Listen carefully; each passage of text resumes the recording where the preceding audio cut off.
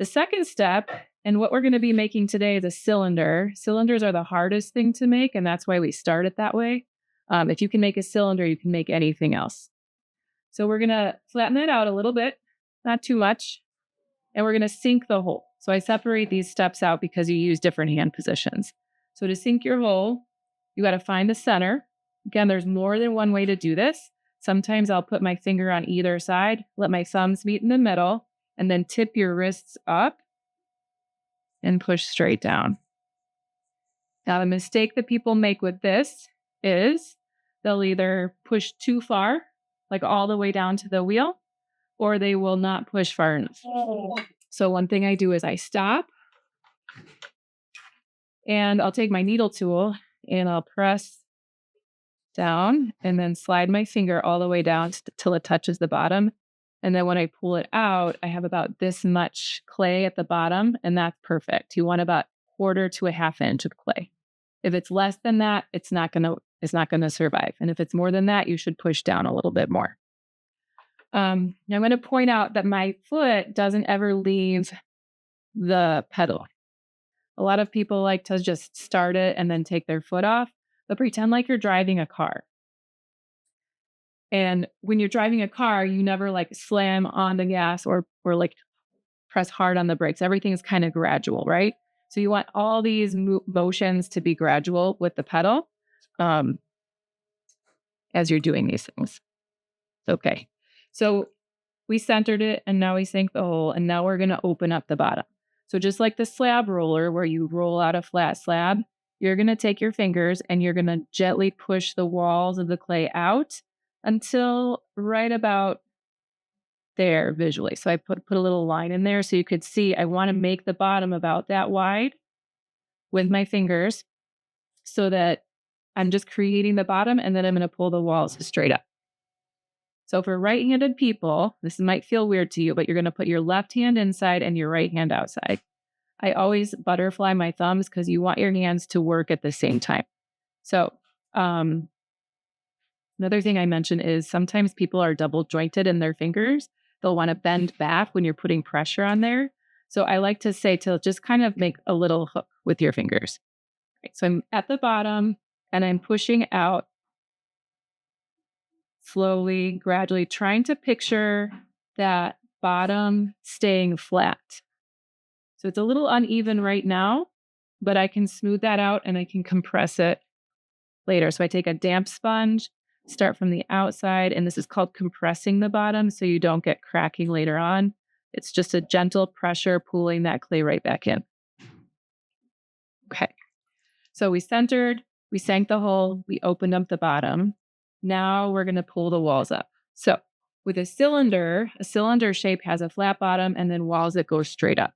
So what we're going to do to pull the walls up is make sure we have water on our walls, make sure there's water on your fingers, and you're going to have the same hand position. You're going to slow your wheel down a little bit.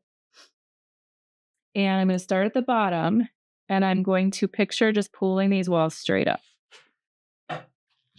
And to describe what I'm doing, it feels like I'm putting more pressure on the outside wall than the inside wall to drag that clay up.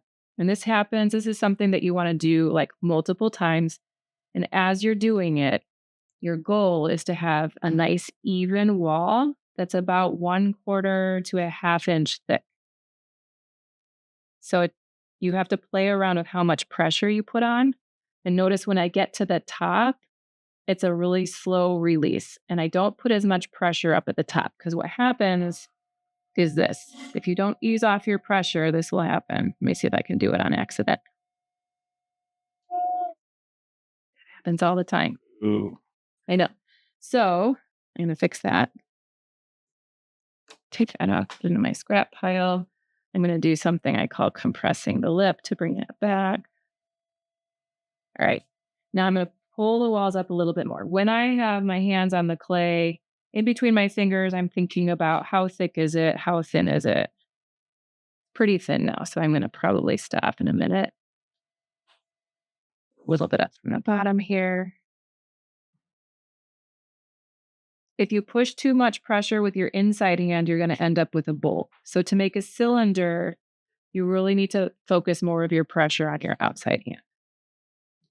All right, so that's it for now. I'm going to show you undercutting, and then I'll take it off and I'll show you. I'm going to slice it in half and you can see the thickness. All right, so undercutting uses this tool. I hold it like a pencil and I'm going to brace my arm against my leg again. I'm going to hold it at where the thickness starts, and I'm going to get this angle right up against there, and I'm going to slowly push that clay down. This is taking extra clay off. So you want to match, you want the outside to match the inside curve. Okay. Now I'm going to cut it off. To cut it off, you're going to use your wire tool. I usually wrap it around a couple of times, but the pressure is with my thumbs.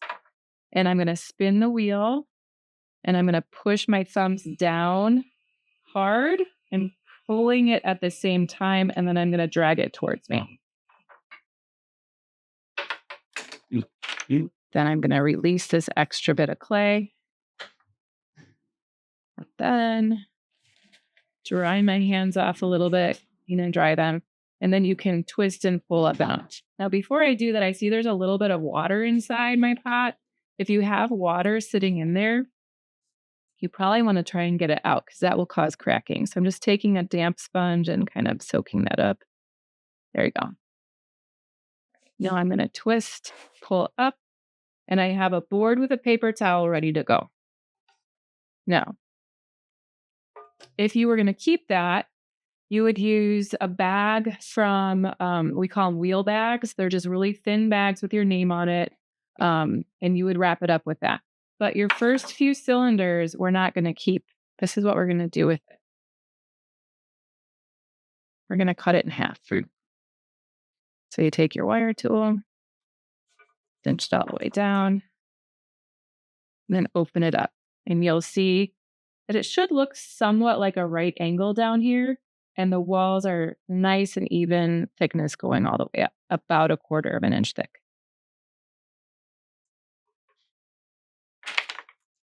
After you've done that and you've shown me, you can put this back with your scraps. And overnight, the way we get this to recycle is we're going to wrap it up in a paper towel, put this inside a wheel bag, and the next day you can come in and wedge it and start all over again.